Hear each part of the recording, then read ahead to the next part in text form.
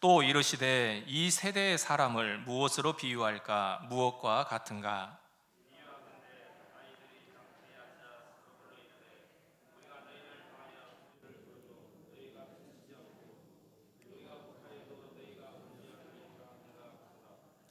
세례 요한이 와서 떡도 먹지 아니하며 포도주도 마시지 아니하며 너희 말이 귀신이 들렸다 하더니,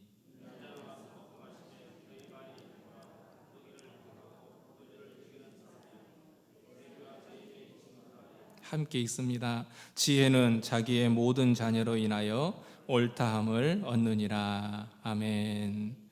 주와 함께 울고 주와 함께 웃자라는 제목으로 하나님 말씀을 선포하도록 하겠습니다. 하나님은 예수와 연합된 교회를 세워서 예수와 함께 하나님의 나라를 세워 가십니다. 교회의 정체성이 바로 이것입니다. 머리이신 예수를 중심으로 서로 연합하고 연결되어 서로 지어져 가며 하나님 나라를 세워가는 공동체가 바로 교회입니다. 에베소서 1장 22절에 또 만물을 그의 발 아래에 복종하게 하시고 그를 만물 위에 교회의 머리로 삼으셨느니라. 그들은 예수 그리스도이십니다. 교회의 머리로 삼으셨다. 에베소서 2장 20절 너희는 사도들과 선지자들의 터 위에 세우심을 입은 자라. 그리스도 예수께서 친히 모퉁이 돌이 되셨느니라. 그의 안에서 건물마다 서로 연결하여 주 안에서 성전이 되어가고 너희도 성령 안에서 하나님이 거하실 처소가 되기 위하여 그리스도 예수 안에서 함께 지어져 가느니라. 모퉁이 돌 대신 예수를 중심으로 서로 지어져 간다라고 말씀을 합니다. 시편 133편 1절에서는 보라 형제가 연합하여 동거함이 어찌 그리 선하고 아름다운고. 형제가 연합하여 동거함이 선한 일이다, 아름다운 일이다, 이런 이야기죠. 모퉁이 돌 대신 교회의 머리이신 예수를 중심으로 서로 연결되어져 갑니다. 주 안에서 그리스도 예수 안에서 함께 지어져 갑니다. 이것이 바로 하나님이 말씀하신 선하고 아름다운 행위입니다. 즉 하나님의 선입니다. 구원이라는 거죠. 하나님은 교회가 이렇게 되길 원하시고 교회를 이렇게 이끌어 가십니다. 머리이신 예수를 중심으로 모퉁이 돌 대신 예수를 중심으로 그 예수와 연합되어 한 분 한 분을 예수의 마음으로 세워져 가게 만듭니다. 그것이 바로 교회입니다. 서로 예수를 중심으로 함께하게 합니다. 예수의 마음을 품고 서로 울게 하고 서로 웃게 합니다. 주 예수의 마음으로 서로 위로의 말을 하고 격려의 말을 하게 합니다. 교회의 정체성입니다. 그런데 약간 사단은 이것을 파괴합니다. 예수와의 연합을 파괴시킵니다. 형제가 연합하여 동거하는 그 일을 악한 사단은 파괴시킵니다. 그래서 스스로 혼자 살도록 합니다. 개인주의, 이기주의로 살아가도록 합니다. 교회가 무너지고 내 자신이 무너지는 것은 간단합니다. 모퉁이 돌 대신 예수, 머리이신 예수와의 연합이 끊어지면 아주 쉽게 무너집니다. 지금 이 시대도 마찬가지지만 예수님 시대에도 그랬습니다. 예수님과의 연합을 그렇게 싫어했습니다. 예수님과 하나가 되고 예수님과 한 몸이 되는 그 일을 예수님 시대에도 싫어했습니다. 오늘 본문 31절을 보시면요, 이 세대의 사람을 무엇으로 비유할까? 무엇과 같은가? 여러분, 이 비유의 이야기는 주의 십자가를 통한 구원, 하나님의 나라를 설명하고 있는 것인데, 이 세대는 물론 세례 요한 예수님 세대입니다. 우리가 살고 있는 세대이기도 합니다. 예수께서 지금 아이들의 놀이를 비유해서 말씀을 하고 계십니다. 예수는 자신의 죽으심과 부활을 통해서 구원을 지금 우리들에게, 교회들에게 연합시키려고 그 구원에 대해서 설명을 하기 위해 이 비유를 하고 있는데요. 32절 말씀에 너희들은 피리를 불어도 너희가 춤추지 않더라 그래요. 결혼식 놀이입니다. 결혼식에 기뻐해야 하는데 춤을 추지 않더라 그럽니다. 그리고 우리가 곡하여도 울지 않는다. 이건 장례식 놀이죠. 장례식에 곡을 하는데도 울지를 않아요. 지금 이 시대가 그렇다라는 것을 보여주고 있는 겁니다. 예수와의 연합됨이 싫고 예수의 십자가가 점점 사라져가는 시대라는 겁니다. 하나님의 은혜가 전부인데 그 은혜가 싫고 인간의 의가 왕성한 시대다라는 겁니다. 예수께서 설 자리가 없습니다. 교회의 머리가 예수이신데 모퉁이 돌이신 예수를 중심으로 교회는 세워져 가야 되는데 교회에 예수가 없더라 이겁니다. 하나님이 택한 믿음의 사람들이라고 하는 예수 믿는 사람들에게조차도 심지어 예수가 나와 하나가 되는 것이 싫고 십자가의 삶을 살아가는 것이 싫은 시대가 바로 지금 이 시대다라는 겁니다. 세례 요한이 외칩니다. 그래서 외치는 거예요. 회개해라, 회개해라. 그런데도 사람들의 반응이 없습니다. 인자가 외칩니다. 예수님이 오셔서 외칩니다. 그럼에도 사람들은 반응이 없습니다. 오히려 예수를 죽입니다. 예수님이 그러시죠. 33절에서 세례 요한에게는 귀신이 들렸다 하고 인자에게는 예수에게는 세리와 죄인의 친구라고 34절에서 조롱을 합니다. 세례 요한은 메뚜기를 먹고 석청을 먹으면서 포도주도 마시지 않고 금욕 생활을 하면서 회개의 메시지, 하나님의 나라를 선포했습니다. 예수는 그 세례 요한과 정반대로 생활을 했습니다. 세리와 죄인들과 함께 식사하시고 예수는 소외된 자들과 함께 다니시면서 하나님의 나라를 전했습니다. 이렇게 하나님의 지혜이신 예수, 하나님의 나라를 선포했던 이 세례 요한과 예수를 당시 세대 사람들은 비난하고 조롱하더라 이겁니다. 무슨 말이냐면 그 예수와 연합되는 게 싫다라는 거죠. 천국과 연합되고 너희들과 예수와 연합됨이 싫다라는 겁니다. 너희들과 상관없이 자기만, 나만 의롭게 살면 된다라고 생각하는 겁니다. 그들에게 십자가가 들어가는 것이 싫고 그들은 복음과 연합됨이 싫다라는 겁니다. 그러니 자기들의 의만 내세우고 자기들의 자랑만 내세우고 자신의 가치만 좋아하게 되더라라는 거죠. 예수님 시대가 그랬습니다. 지금 이 시대는요, 동일한 것 같습니다. 세상은 열심히 죄를 짓습니다. 그게 맞습니다. 그게 어찌 보면 당연한 일이요, 정상인지도 모르겠습니다. 자기밖에 모르니 자기 중심으로 산다라는 이야기입니다. 자기 중심으로 사는 게 여러분 죄인 줄 아십니까? 성경은 그걸 죄라고 이야기를 합니다.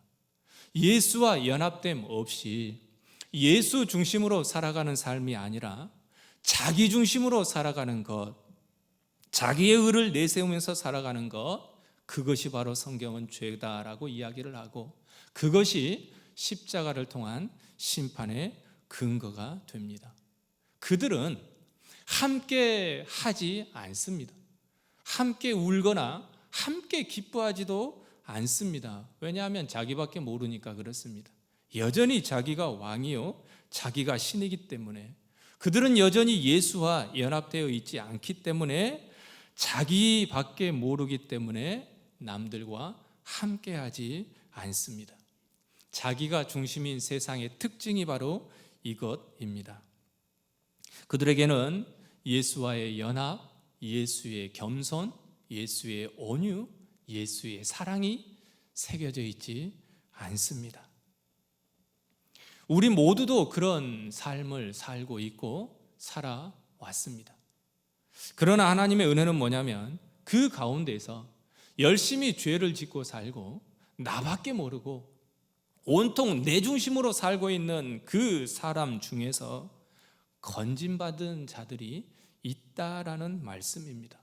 건진받은 자들, 그들이 누구느냐? 그들이 주의 백성입니다. 그들이 교회입니다. 다른 게 아닙니다. 건진받은 자입니다. 그래서 은혜라고 말을 하지요. 그 은혜를 받은 자들은, 그 은혜를 마음에 품은 자들은 자기 자신을 부정하고 부인하게 됩니다. 자신의 자아를 낮추게 됩니다. 무너뜨리게 됩니다. 그래서 생각하는 것이 나보다 이웃을 생각합니다. 남을 생각합니다. 남편을, 아내를, 구역 식구를 생각하기 시작합니다. 언제부터인가 교회 식구들이 눈에 들어오기 시작합니다. 언제부턴가 그의 아픔이 내 아픔이 되고 그의 기쁨이 손뼉을 치면서 기뻐하는 기쁨이 됩니다. 그들이 바로 교회입니다. 왜 그렇게 행동을 할까? 그에게는 예수의 은혜가, 예수의 사랑이 새겨져 있습니다. 그 은혜가 일을 하는 겁니다. 새겨진 그 사랑이 일하기 시작하는 겁니다. 내 마음은 싫습니다. 기도하는 것도 싫고 함께 하는 것도 싫습니다. 그런데 그분이 일을 하게 하십니다. 그 사랑이 그를 사랑하게 하고 그 사랑이 그를 위해 간구하게 하고 그 사랑이 그를 위해 눈물을 흘리게 합니다. 그 은혜와 사랑이 우리 동강교회에 가득하기를 원합니다. 이 시대가 어떤 시대이냐? 그게 없다라는 겁니다. 그게 없는 시대, 안타까운 시대입니다. 고린도전서 13장을 잘 알고 있습니다. 사랑장이라 그럽니다. 13장 6절에 이렇게 말을 합니다. 사랑이라 하는 것은 불의를 기뻐하지 아니하며 진리와 함께, 아시는데, 불의를 기뻐하지 아니하며 진리와 함께 기뻐하더라. 이게 사랑입니다. 불의를 여러분, 사랑은 이런 겁니다. 교회는 이런 존재입니다. 교회는 진리와 함께 기뻐하는 존재가 교회입니다. 진리와 함께 기뻐한다. 우리의 죄, 우리의 불의 때문에 예수께서 십자가에 죽으셨잖아요. 그래서 주의 자녀들은 불의를 기뻐하지 않습니다. 이게 오늘 본문 32절에 곡할 때 우는 행위입니다. 곡할 때 울어요. 장례식을 치를 때 울어요. 무슨 말이냐면 예수께서 우리를 위해 대신 죽으시기에 오신 그 십자가를 보면 내 안에 내 죄가 떠올라요. 죄에 대한 아픔, 죄에 대한 고통, 지옥에 대한 고통이 떠올라요. 그래서 우는 겁니다. 이게 불의를 기뻐하지 않는 행위입니다. 그리고 진리와 함께, 사랑과 함께, 예수와 함께 기뻐하는 존재가 교회입니다. 이게 본문 32절에 피리를 불 때 춤추는 행위입니다. 기뻐하는 행위. 이것이 바로 사랑이 새겨진 교회에게서만, 예수와 연합된 성도에게서만 나올 수 있는 행위입니다. 불의를 보면 슬퍼하고 기뻐하지 않고 진리와 함께 기뻐하는 이 행위는 사랑이 심어진 자, 예수와 연합된 교회만이 할 수 있는 행위다라는 겁니다. 여러분, 그런 삶을 꼭 살기를 소망합니다. 예수님이 이 시대를 보니까 진리를 기뻐하기보다는 불의를 기뻐하더라. 곡할 때 울지 않고 있더라. 피리를 불 때 춤추지 않고 있더라. 예수님이 그러시는 겁니다. 불의한 일을 하는데도 내버려 두고, 불의, 불법, 부정직한 일, 이런 일을 하는데도 오히려 자랑 삼아 이야기하는 악한 시대가 바로 지금이 아닌가요? 남의 고통과 아픔을 즐기는 이런 시대에 예수와의 연합을 싫어하는 행위입니다. 주의 사랑과의 연합을 싫어하는 그런 신호이기도 합니다. 예수님이 그러셨죠. 말세가 되면 사랑이 식어진다라고 이야기를 했거든요. 말세가 되면 사랑이 식어진다. 마태복음 24장 10절 읽어드리겠습니다. 그때에 많은 사람이 실족하게 되어 서로 잡아주고 서로 미워하겠으며 거짓 선지자가 많이 일어나 많은 사람을 미혹하겠으며 불법이 성함으로 많은 사람의 사랑이 식어지리라. 불법이 성함으로 많은 사람의 사랑이 식어지리라. 마지막 때 그런다 이겁니다. 지금 그런다라는 말이죠. 식어진다, 싸늘해진다, 차가워진다, 점점 사랑이 없어지더라. 마지막 때의 사단의 방법 중에 하나가 이겁니다. 사랑을 식어지게 만드는 겁니다. 하나님의 사랑, 예수의 십자가의 그 은혜와 사랑을 점점 차갑게 만들어 갑니다. 교회에서도 그렇고 가정에서도 그렇고 내 자신에게서도 하나님은 그 사랑을 계속 유지하기를 원하시는데 악한 사단은 그 사랑을 없애버리려고 공격합니다. 불법으로 공격하고 거짓 선지자들로 마지막 때에 공격한다라고 이야기를 합니다. 불법으로, 복음이 아닌, 은혜가 아닌 율법적인 행함으로 공격을 합니다. 거짓 선지자들이 공격을 합니다. 진리가 아닌 거짓으로, 비진리로 공격을 합니다. 자꾸만 거짓을 새깁니다. 비진리를 새깁니다. 불법을 행하도록 합니다. 그러니 당연히 나오는 것은 서로 사랑하는 게 아니라 서로 미워하는 게 나오고, 서로 세워주는 게 아니라 서로 잡아먹는 일만 생겨나더라라는 겁니다. 예수와의 연합된 사랑이 있어야 내 자신이 부인되어져서 그 사랑으로 남을 생각하게 되는데 악한 사단은 그 사랑을 끊어버립니다. 머리이신 예수와의 관계를 끊어버립니다. 결국 예수와 상관없이 자신의 의만 내세우게 합니다. 그래서 사랑을 식게 만듭니다. 결국 교회를 무너뜨리고 내 자신을, 가정을 무너뜨립니다. 마지막 때 그런다 그랬습니다. 거짓 선지자가 많이 나타날 것이다. 불법이 성행할 것이다. 거짓 선지자들은 진리 아닌 비진리를 가르치고 복음이 아닌 다른 복음을 가르칩니다. 질문을 드려보겠습니다. 우리는 예수의 은혜로만 사는 존재인가요? 예수의 은혜로만 사는 존재인가요?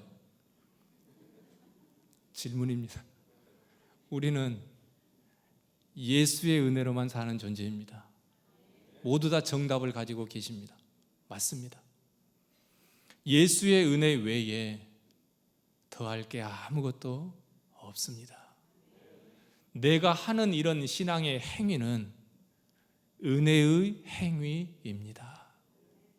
만약에 내가 하는 신앙의 행위가 은혜의 행위가 아니라 나의 의를 쌓고 있는 행위라면 그 행위는 벗어야 할 겁니다. 예수 믿는 하나님의 사람들은 오직 예수의 은혜로만 살아갑니다. 다른 복음 따르는 것을 갈라디아 교인들이 그랬죠. 내가 이상하게 여긴다. 하나님이 은혜로 너희들을 불렀는데 진짜 이상하다. 너희들을 예수의 은혜로 불렀거든. 분명히 너희들을 예수의 은혜로 내가 불렀는데 왜 그 은혜 외에 다른 복음을 따라가냐? 그러는 거예요 지금. 왜 그 은혜 말고 너는 어떻게 다시 유대인으로 돌아가는 거거든요. 왜 다시 유대의 그 율법적인 행위로 돌아가냐? 그러는 거거든요. 내가 전한 이 복음 외에 다른 복음을 전하면 그가 하늘에서 온 천사라도 뭘 받는다 그랬어요? 저로 시작하고 주로 끝나는데 저주를 받는다 그랬거든요. 갈라디아서 1장 6절부터 8절의 내용입니다. 근데 거짓 선지자들은 그렇게 공격을 합니다. 왜요? 사랑을 빼앗으려고. 사랑을 빼앗아야 자기 혼자 살거든요. 그래서 남 생각하지 않거든요. 혼자 살아가면 되거든요. 사단의 공격이 그겁니다. 그러니 교회에 절대적으로 필요한 것이 바로 하나님의 사랑입니다. 예수의 은혜가, 하나님의 사랑이 지금까지 왔던 것처럼 우리 교회에 가득하기를 원합니다. 은혜로 돌아가십시오. 긍휼로 돌아가십시오. 오직 예수의 은혜만을 붙드는 그 삶으로 다시금 돌아가자 이겁니다. 요한일서 4장 8절, 사랑하지 아니하는 자는 하나님을 알지 못하나니 이는 하나님은 사랑이심이라. 하나님은 사랑이다 분명히 이야기합니다. 9절, 하나님의 사랑이 우리에게 이렇게 나타난 바 되었다. 하나님의 사랑이 우리에게 나타났습니다. 하나님이 자기의 독생자를 세상에 보내심은 그로 말미암아 우리를 살리려 하심이라. 독생자를 보내심으로 하나님의 사랑이 나타났습니다. 그 독생자가 하신 일이 무엇이느냐? 사랑은 여기 있으니 우리가 하나님을 사랑한 것이 아니요 하나님이 우리를 사랑하사 우리 죄를 속하기 위하여 화목제물로 그 아들을 보내셨습니다. 화목제물로 그 아들을 보내셔서 그 아들 예수가 화목제물이 되어 우리를 사랑해 준 하나님의 사랑을 나타내 주셨더라. 이 사랑이 우리 교회에, 여러분 심령 속에 우리에게 가득해야 된다라는 이야기입니다. 너희도 서로 사랑하는 것이 마땅하다라는 그 말은 그 말입니다. 그 사랑을 마음속에 새겨라. 그 사랑을 마음속에 두어라. 그 사랑을 마음속에 품어라. 믿어라 라는 겁니다. 여러분 꼭 기억하십시오. 사랑은 불의를 기뻐하지 않습니다. 불법이 성하면 사랑이 식어진다라는 사실을 꼭 명심하십시오. 그래서 예수의 사랑, 하나님의 은혜가 우리 교회에 가득하기를 소원합니다. 예수는 이 시대를 이야기하면서, 비유하면서 아이들이 장터에서 놀고 있는 것으로 오늘 본문에서는 이야기를 합니다. 하나님의 사랑이 있어야 된다는 이 전제하에 이 말씀을 한번 들어봐 주십시오. 아이들이 장터에서 32절에 놀고 있는 것으로 비유를 했습니다. 장터에서 놀고 있는 것, 먼저는 곡하여도 울지 아니하였다. 우리가 곡하여도, 이 곡한다라는 것은 방금 전에 말씀드렸죠. 장례식 놀이라 그랬습니다. 장례식에서 울지를 않더라라는 거죠. 우리들의 상태를 보여주는 겁니다. 니들이 바로 이런 마음을, 이 시대가 그런 마음을 다 가지고 있다라는 겁니다. 예수는 우리들이 애통해야 할 때를 가르쳐주고 있습니다. 언제 울어야 할지를 가르쳐주고 있습니다. 지금 당신의 십자가를 설명하고 있는 거죠. 이런 겁니다. 너희들은 죄를 봐도, 그래서 내가 죽어도 너희들은 울지 않고 있더라. 우리의 악함을 들추어내는 겁니다. 그러니 당연히 필요한 것이 하나님의 사랑이지요. 왜냐하면 주의 사랑을 품은 자가 울 수 있거든요. 애통해야 할 수 있거든요. 여러분, 예수님이 언제 우신 줄 아십니까? 예수님이 우셨다라고 성경에 기록이 되어 있지요. 언제 우셨을까요? 네, 맞습니다. 맞습니다. 정말 성경의 수준이 대단하십니다. 맞습니다. 그렇습니다. 그때 우셨습니다. 나사로의 무덤 앞에서 울었다라고 누가 저에게 눈빛을 보여주셨어요. 나사로의 무덤 앞에서 예수님이 우셨습니다. 요한복음 11장 35절이죠. 예수께서 눈물을 흘리시더라. 예수는 나사로를 살리려고 가셨습니다. 지금 예수님이 그 앞에서 왜 우셨을까? 지금 이렇게 이걸 보고 우신 거죠. 죽음이라 는 것이 죄의 싹시구나. 죽음이라 하는 것이 악이구나. 지옥이구나. 그리고 그 죽음의 자리에 내가 있어야 되는 거구나. 그래야 그 죽음이 해결되는 거구나. 인간의 동정심이나 상실감 때문에 온 것이 아닙니다. 죽음이라는 것, 사망이라는 그 고통, 지옥이라는 그 고통, 그것을 아시고 우신 겁니다. 또 우셨습니다. 언제 예수님이 우셨을까요? 맞습니다. 예루살렘 성의 멸망을 앞두고 누가복음 19장 41절, 가까이 오사 성을 보시고 우시며, 성을 보시고 우시며. 왜 그 성을 보고 우셨을까요? 네, 내 백성들이 멸망당하니까, 내 백성들이 고통당하고 멸망당할 것이기 때문에, 죄로 인해서. 그래서 예수님은 우셨습니다. 직접적으로 이야기는 하지 않지만 또 한 번은 히브리서 5장 7절에 그는 육체에 계실 때에 자기를 죽음에서 능히 구원하실 이에게 심한 통곡과 눈물로 간구와 소원을 올렸고 그의 경건하심으로 말미암아 들으심을 얻었느니라. 대제사장의 속죄 사역을 앞두고 겟세마네 동산에서 눈물을 흘리며 기도하신 주님. 예수님의 우심은 한마디로 이야기하면 죄에 대한 죽음으로 인해서 오신 겁니다. 예루살렘 성, 자신의 택한 백성의 죽음을 보시고 그 죄로 인해 고통당하고 죽음에 이를 수밖에 없는 그 자신의 자녀들, 교회를 보시고 예수님은 오셨습니다. 그 죽음을 해결하기 위하여 십자가에 달려 죽으셔야 하는 그 죽음을 보시고 예수님은 오셨습니다. 근데 여러분, 근데 그거 아십니까? 그게 바로 사랑이라는 걸 아십니까? 그 우심이 천국의 완성이라는 걸 아십니까? 예수님의 우심으로 인하여 우리들이 살게 되는 것도 아십니까? 주님의 우심으로 인하여 우리들이 죄 용서 받은 것도 아십니까? 우리들은 지금 무엇 때문에 우십니까?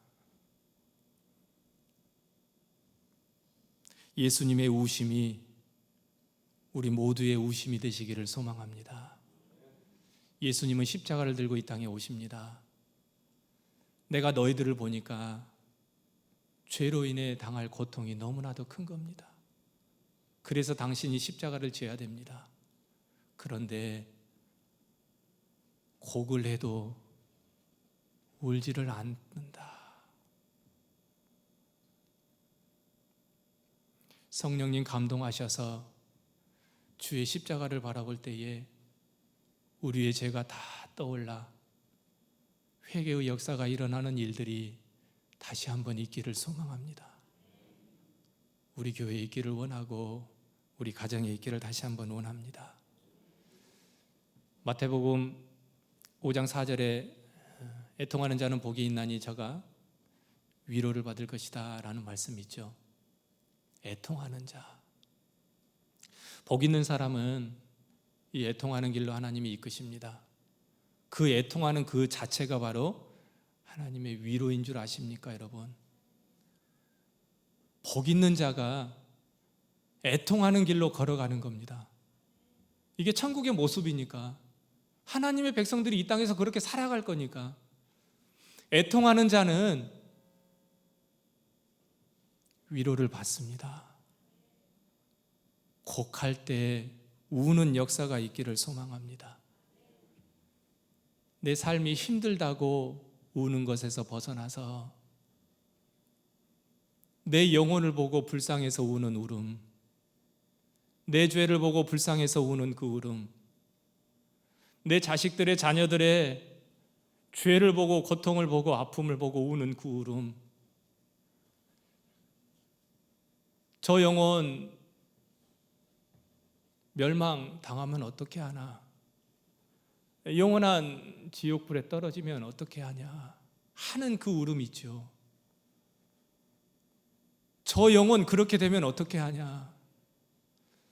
저 영혼 저렇게 아프다가 예수님을 부인해버리면 어떻게 하냐? 하는 그 울음, 그게 애통이라는 겁니다. 그 애통이 있기를 소망합니다. 그걸 아는 사람이 천국 백성이고 그걸 아는 사람이 이 시대에 역행하는 하나님의 사람들인 겁니다. 모든 사람들은 곡할 때 울지 않는데 내 백성들은 곡할 때 울고 있구나. 주님이 그러시는 겁니다. 내 백성들은 곡할 때 우는 이런 은혜의 역사가 꼭 있기를 다시 한번 소망합니다. 언제 웃을 수 있는가? 이 말씀만 전하고 마칩니다. 예수께서 이 시대를 비유하는데 동일합니다. 주의 십자가를 통한 구원, 하나님 나라에 대한 이야기라고 말씀드렸습니다. 피리를 불어도 32절에 너희가 춤추지 않더라라고 이야기를 합니다. 피리를 부는데 춤추지 않아요. 이게 잔치입니다. 결혼식입니다. 그런데 춤을 추지 않아요. 피리를 부는데 춤을 추지 않아요. 결혼식을 하는데 기뻐하지 않더라라는 겁니다. 지금 예수는 이 시대 사람들을 이렇게 비유하는 것입니다. 신랑이신 예수께서 왔는데 그를 맞이하고 그를 기뻐해야 할 사람들이 오히려 신랑 되신 예수를 소개하는 세례 요한을 비난하고 신랑이신 인자이신 예수를 비난하고 정죄하더라, 죽이더라. 나와 함께 연합하여 울고 웃고 기뻐하고 그래야 되는데, 즐거워야 되는데 그렇지 않더라라고 이야기를 합니다. 니들이 그렇다라는 거죠. 언제 웃을 수 있는가? 여러분, 예수 믿는 사람들은 언제 웃을 수 있냐면 신랑 되신 예수께서 내 안에 오실 때에, 예수와 함께 연합되고 예수와 함께 결혼할 때에, 새 생명이 탄생하고 새 가족이 될 때에 그때 웃을 수 있습니다. 하나님은 예수와 교회의 관계를 신랑과 신부의 관계로 소개하잖아요. 솔로몬 왕도 그렇고 술람미 여인과의 관계도 그렇고 예수님의 혼인잔치도 그렇고 바울도 그렇게 이야기하잖아요. 고린도서 11장 2절에서 내가 하나님의 열심으로 너희를 위하여 열심을 내노니 내가 너희를 정결한 처녀로 한 남편인 그리스도께 드리려고 중매함이로다. 하나님의 열심으로 내가 너희를 위하여 열심을 낸다 그래요. 하나님의 열심이라는 게 중요한 겁니다. 하나님의 열심으로 하나님은 당신의 택한 백성들을 지금도 건지고 계십니다.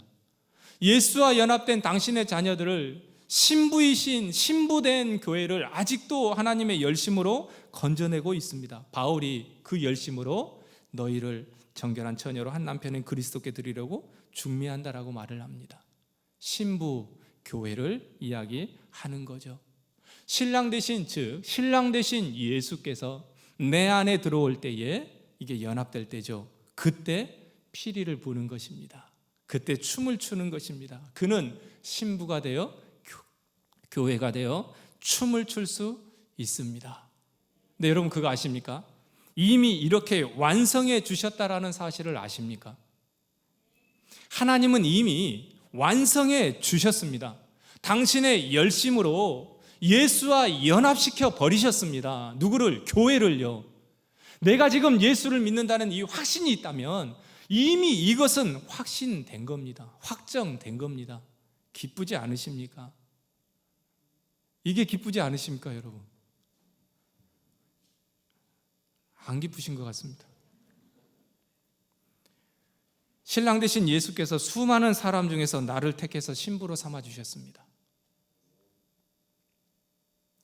아니, 그렇게 안 기뻐하는 얼굴로 보지 마시고 스스로 거울 앞에 서가지고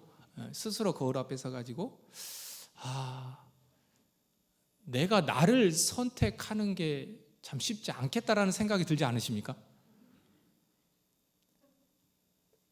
자기 자신을 보실 때에 이런 면에서 생각을 한다 그러면 나를 택해준 그분이 고맙지 않으십니까? 나를 택해준 남편이 고맙지요. 그럼 바꾸어서 나를 택해준 아내분이 고맙지 않으십니까?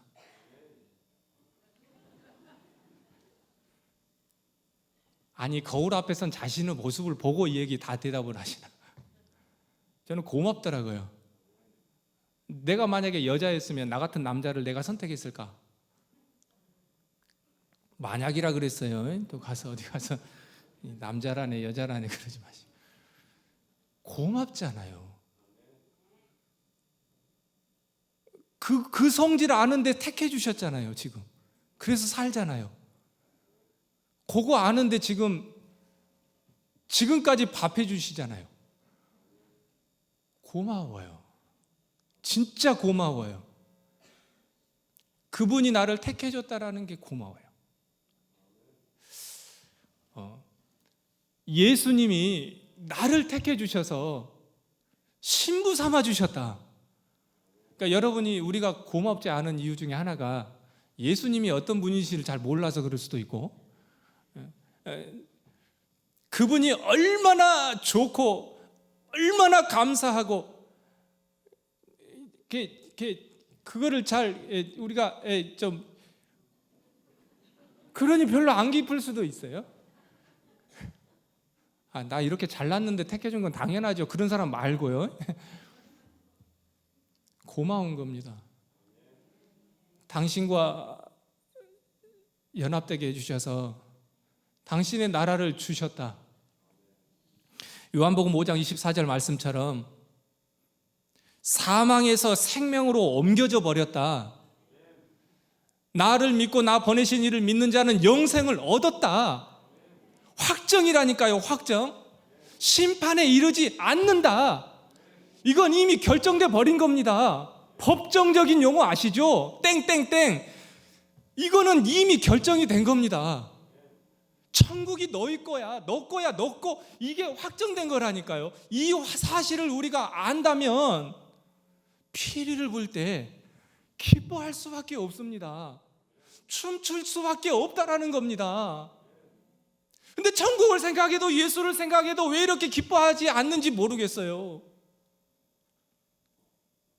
60년, 70년, 80년, 90년, 100년 있으면 이제 하나님의 나라에 갈 텐데, 영원이라는 걸 살 텐데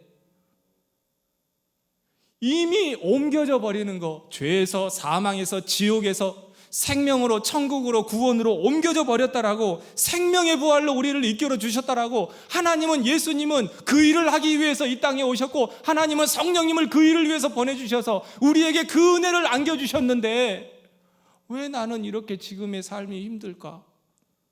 이겁니다. 왜 내가 피리를 불고 있는데 너 기뻐하지 않느냐? 그렇게 지금 주님이 말씀하시는 겁니다. 이 시대가 다 그렇다 하더라도 여러분들이요, 피리를 불 때 춤추는 하나님의 사람들 되시기를 소망합니다. 말씀 다 전했습니다. 피리를 불 때 춤을 추고 곡을 할 때 우는 이 고백이, 이 삶이, 이 행동이 어떤 거느냐? 바로 오늘 말씀 35절 우리 다 같이 한번 읽어보도록 하겠습니다. 35절 본문. 지혜는 자기의 모든 자녀로 인하여 옳다함을 얻느니라. 아멘. 지혜는, 지혜이신 예수 그리스도는 자기의 모든 자녀로 인하여, 교회로 인하여 옳다함을 얻느니라. 아하, 예수가 모든 교회로 인하여 전부이시구나, 예수만이 의로움이시구나라고 고백하게 한다라는 겁니다. 주님과 함께 울고 주님과 함께 웃는 지혜의 사람들 되시기를 소망합니다. 예수만이 우리의 전부가 되시고, 예수만이 우리의 소망이 되시고, 예수만이 우리의 생명이 되십니다. 그 예수와 함께 영원토록 울고 웃는 복된 인생길 다 되시기를 소망합니다. 다 같이 일어나셔서 제가 기도하고 우리 찬양하겠습니다. 하나님 감사합니다. 주님과 함께 울고 주님과 함께 웃는 우리 모두의 삶이 되게 하여 주옵소서. 예수님 이름으로 기도합니다. 아멘.